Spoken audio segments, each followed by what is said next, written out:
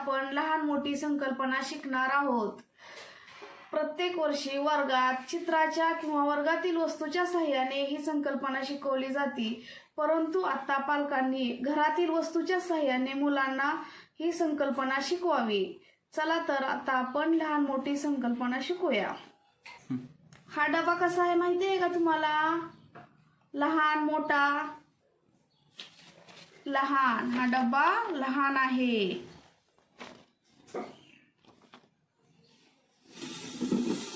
हा डबा मोठा आहे। हा लहान, हा मोठा। हे ताट कसे आहे? लहान। हे ताट कसे आहे? लहान।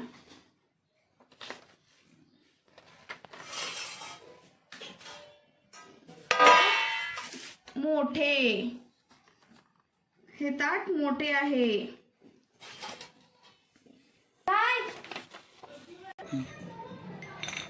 वाटी, वाटी कशी आहे?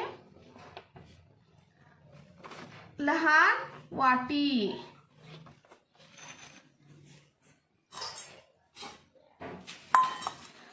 मोठी वाटी, कशी आहे वाटी? मोठी। लहान मोठी।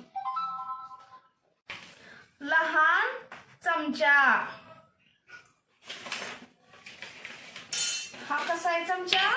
मोठा चमचा। ही ट्रॉफी कशी आहे? लहान। ही मोठी, ही ट्रॉफी मोठी।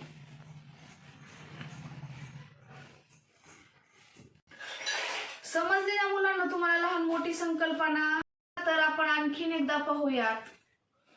ह्या सर्व कशा आहेत वस्तू? लहान। या सर्व वस्तू मोठ्या।